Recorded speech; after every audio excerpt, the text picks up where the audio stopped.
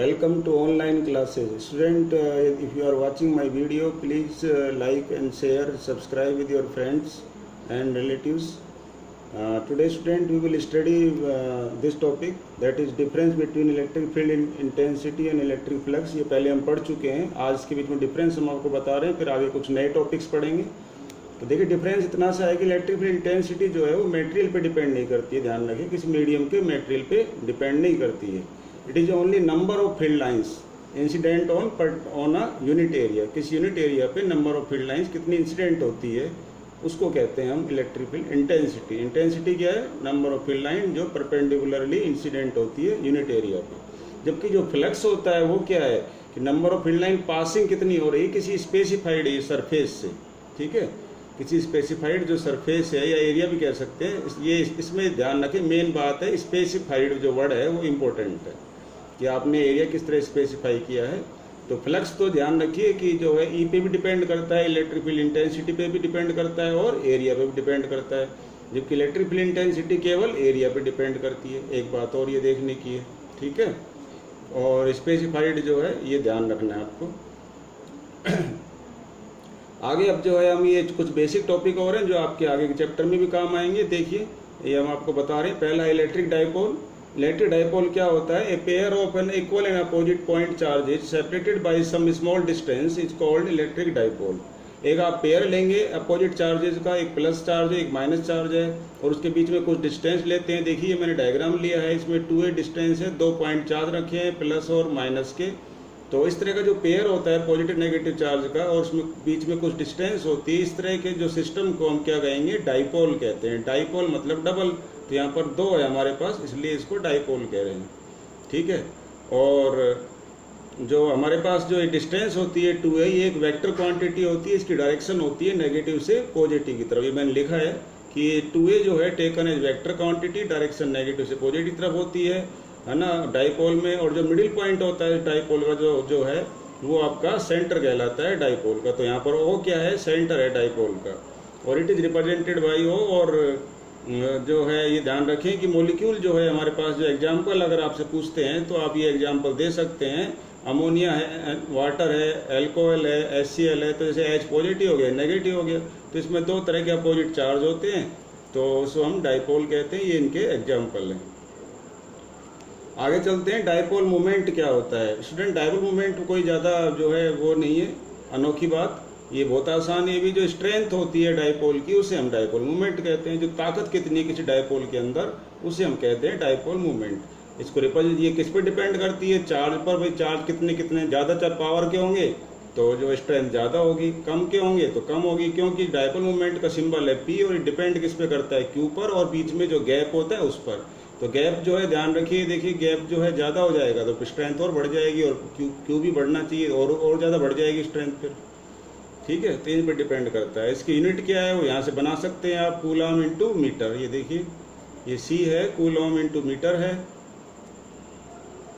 और इसकी जो वो क्या बोलते हैं SI यूनिट है, ये ध्यान रखें आप. और इसका जो सिंबल है P equal to Q into 2a. 2a vector है तो ये भी डाइपोल मूवमेंट भी एक वेक्टर क्वांटिटी है. उसके बाद बात करते हैं SI यूनिट जो है किसकी? डाइपोल मूवमेंट की. हो गई है, आपने देख लिया. फिर हम बात कर रहे हैं electric field intensity on axial line of dipole. इसका मतलब क्या होता है स्टूडेंट? एक्सियल लाइन का मतलब जो डाइपोल है उसकी एक्सिस पर यदि हम इलेक्ट्रिक फील्ड निकालें तो वो कितना आएगा वो हम यहाँ पर देखेंगे. ठीक है, एक्सिस पर इलेक्ट्रिक फील्ड निकालें तो देखिए मैंने एक डाइपोल लिया है -Q और +Q. देखिए मैंने बोला ना कि डाइपोल मूव पता होना चाहिए क्या है, तो ये बेसिक बन गया हमारे पास. तो ये -Q +Q एक डाइपोल लिया है, डिस्टेंस उसके बीच में 2a लिए हमने, ये सेंटर है डाइपोल का. अब इस डाइपोल की एक्सिस के अलोंग जो है कोई पॉइंट है, मैंने P पॉइंट लिया है, यहाँ पर एक चार्ज लिया है Q0, और इस P पॉइंट पर हम जो है क्या निकालना चाहते हैं? इलेक्ट्रिक फील्ड इंटेंसिटी क्या होगी. यही मेरा जो टॉपिक है ऑन एक्सियल लाइन पर. ये एक्सियल लाइन है इस पर. अब यहाँ पर जो है P पॉइंट पर जो है चार्ज +Q की वजह से जो है इलेक्ट्रिक फील्ड हमने माना है वो है E2, और चार्ज -Q की वजह से जो इलेक्ट्रिक फील्ड हमने लिया है वो है E1. तो E1 की डायरेक्शन इधर होगी क्योंकि चार्ज जो है अट्रैक्ट हो गया इधर, ये पॉजिटिव है Q0 चार्ज, और Q0 चार्ज पॉजिटिव होने की वजह से इधर रिपेल होगा तो डायरेक्शन इसकी इधर होगी. ठीक है, अब हम बात करते हैं आगे देखेंगे. E1 इज द जो इलेक्ट्रिक फील्ड, जिसे मैंने बता दिया आपको अब E1 की वैल्यू निकालते हैं तो इलेक्ट्रिक फील्ड का जो जनरल फॉर्मूला हम ड्राइव कर चुके हैं, वो जनरल फॉर्मूला हमारे पास क्या है, 1/4πε0 Q/r²।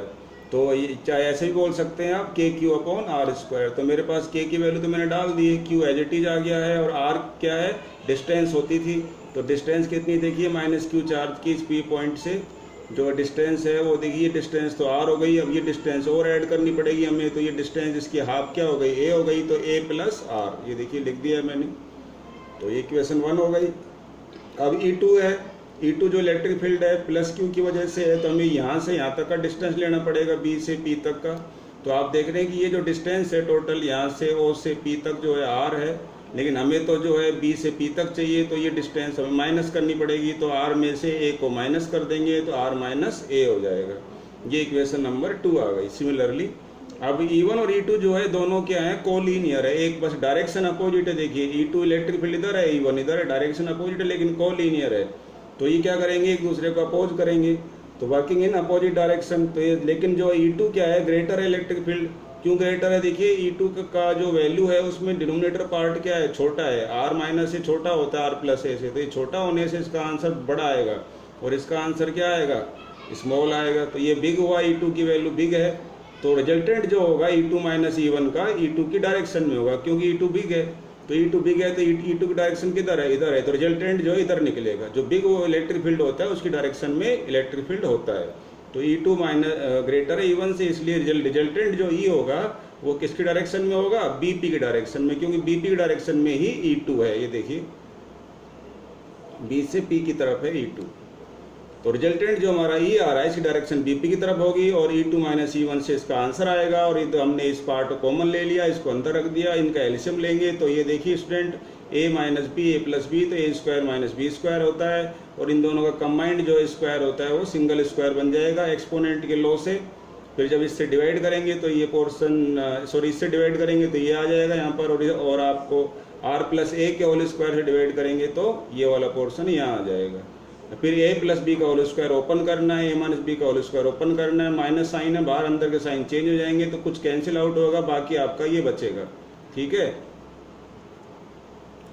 उसके बाद आप क्या करना है, इसको जो है Q × 2A को अलग कर लेंगे, 2R को अलग कर लेंगे। तो Q × 2A हम पढ़ चुके हैं कि जो डायपोल मोमेंट P होता है, जिसको P लिख देंगे, और ये पार्ट जो है हमारा अलग कर लेंगे हम। तो यहाँ मल्टीप्लाई का साइन है, ध्यान रखें आप। ठीक है, अब उसके बाद यदि हम ये कह रहे हैं कि जो डिस्टेंस है डायपोल की, जो हमने 2A ली, यदि वो वेरी वेरी स्मॉल हो, किससे, R से, तो इस 2A को हम 0 मान सकते हैं।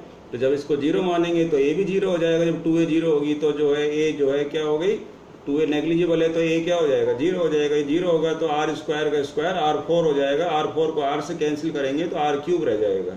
ठीक है, ये देखिए, ये दिखा रखा है मैंने, R³ रह जाएगा। अब उसके बाद इक्वेशन नंबर ये मेरी 5 आ गई है। तो हम क्या देख रहे हैं, इलेक्ट्रिक फील्ड जो होता है एक्सियल लाइन पर, ये सब तो कांस्टेंट रहते हैं। तो डिपेंड किस पे करता है, अगर ये सब कांस्टेंट रहते हैं तो डिपेंड किस पे करता है, इन्वर्सली प्रोपोर्शनल होता है किसके, डिस्टेंस के क्यूब के, डिस्टेंस के क्यूब के इन्वर्सली प्रोपोर्शनल होता है इलेक्ट्रिक फील्ड।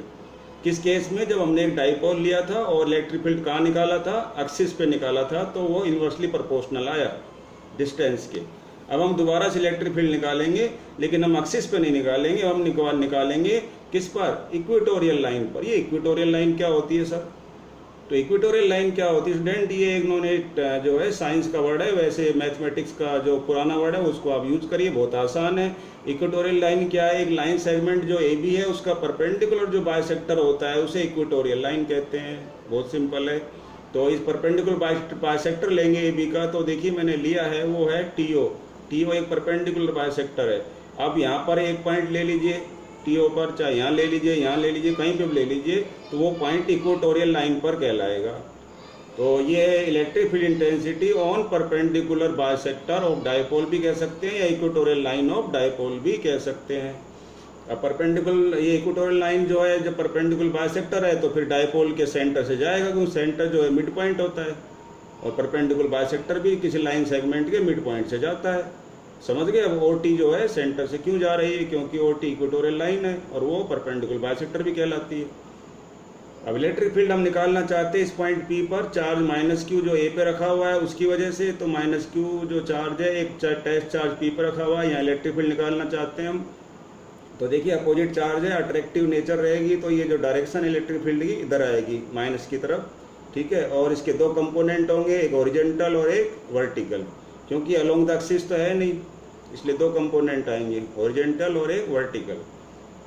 तो इसका जो E1 की जो वैल्यू आएगी वही के क्यू अपॉन आर स्क्वायर होती है, K into Q upon R square. तो आर से मतलब डिस्टेंस होती है, डिस्टेंस क्या है पी और ए के बीच में, आर प्लस ए है।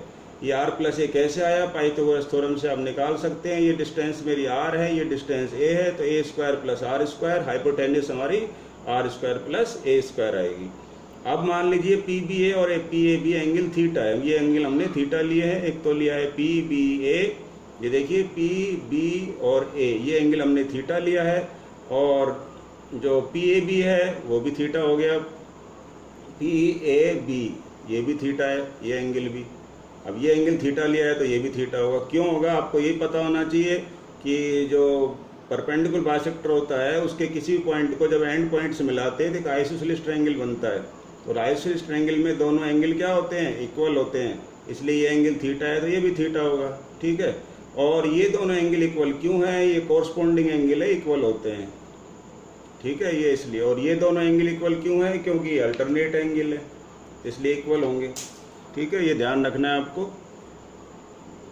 तो ये आप देख सकते हैं, मैंने यहाँ भी लिखा हुआ है ओपी परपेंडिकुलर बाइसेक्टर है, एपी और पीबी क्या है, इक्वल है, तो एपी और पीबी इक्वल होगा। परपेंडिकुलर बाइसेक्टर होता है तो आइसोसेलेस ट्रायंगल बनता है, इसलिए इक्वल होते हैं। और E1 है जो ना टू रेक्टेंगुलर कंपोनेंट, मैंने बता दिया था, ये भी एक पैरेलल होगा और एक परपेंडिकुलर होगा। तो ये मेरे पास जो है E2 के जो है उसके भी दो कंपोनेंट रहेंगे। तो अब E2 की वैल्यू जैसे हमने E1 की निकाली है, सिमिलरली निकालेंगे, तो वही डिस्टेंस लगाएंगे, BP डिस्टेंस है। इसका जो कंपोनेंट है एक तो इधर जाएगा, ठीक है, इसका जो कंपोनेंट सॉरी एक तो इधर जाएगा ओरिजेंटल कंपोनेंट, और एक वर्टिकल कंपोनेंट होगा, तो इधर चला गया है वो। और यहाँ पर देखिए डिस्टेंस जो BP है, ये डिस्टेंस BP ये कितनी है, आर स्क्वायर प्लस ए स्क्वायर, क्योंकि ये भी हाइपोटेनस है तो ये भी आर स्क्वायर प्लस ए स्क्वायर होगी।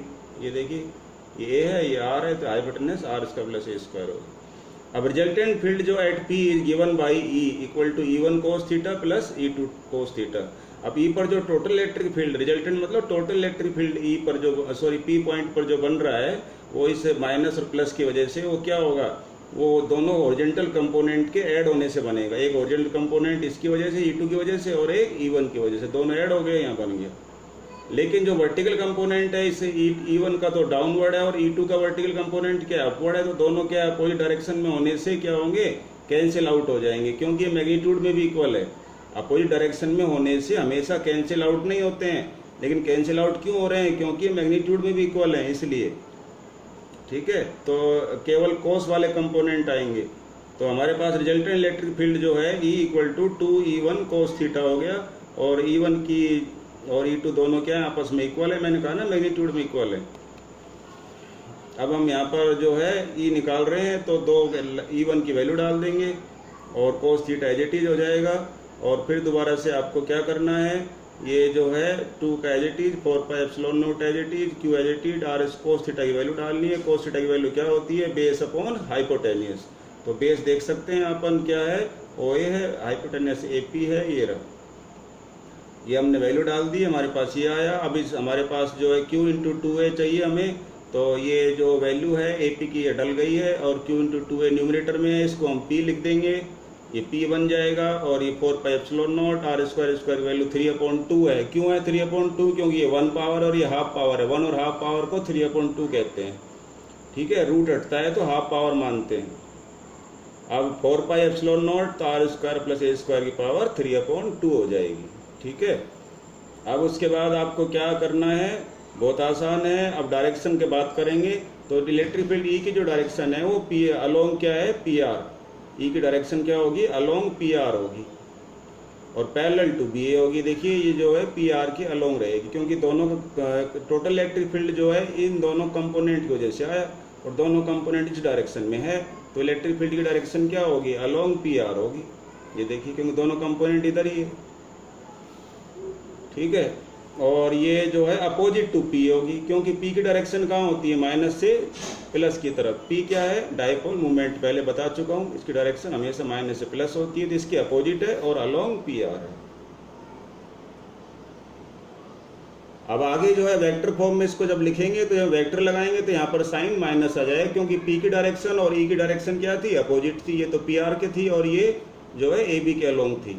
अब हमारे पास जो है ये जो वैल्यू आ रही है इसमें हम क्या देख रहे हैं कि जो ई है वो किस पे डिपेंड कर रहा है, जो है आर क्यूब पे डिपेंड कर रहा है। ये देखिए ई प्रोपोर्शनल है आर क्यूब पर। यदि 2a को वेरी शॉर्ट ले लेते हैं तो ये पार्ट तो 0 हो जाएगा, तो 2 × 3/2 2 कट जाएंगे तो क्यूब आएगा दोबारा से। तो आपने क्या देखा, एक्सिस पर यदि इलेक्ट्रिक फील्ड निकालते हैं तो भी inversely proportional to R cube आता है, और यदि हम इक्वेटोरियल लाइन के किसी पॉइंट पे इलेक्ट्रिक फील्ड निकालते हैं डाइपोल की वजह से तो भी जो इलेक्ट्रिक फील्ड इनवर्सली प्रोपोर्शनल आता है आर क्यूब के।